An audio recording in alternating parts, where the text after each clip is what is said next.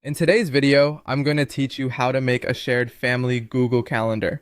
By the end, you'll have a dedicated calendar your whole household can use to stay in sync on appointments, school events, practices, and more. Start by opening Google Calendar in your browser and signing in with the account you want to use as the calendar owner. On the main calendar view, look to the left sidebar. Find the section labeled Other Calendars.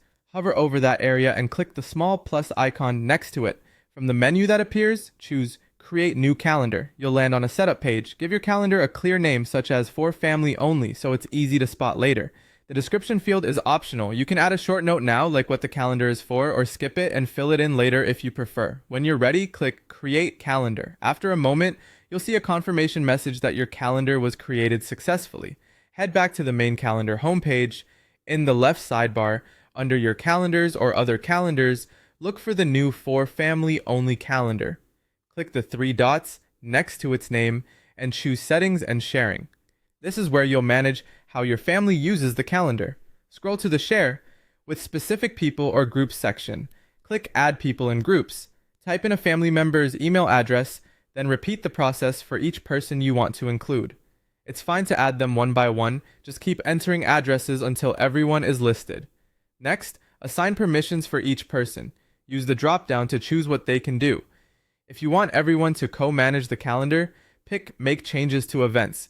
If you only want them to view the schedule, select See All Event Details. Reserve. Make changes and manage sharing for someone you trust to help administer the calendar. Matching permissions to each person's needs keeps things organized and prevents accidental changes. When you're done, click Send. Each person will receive an email invitation. They may need to accept it before your family calendar appears on their list and starts syncing to their devices.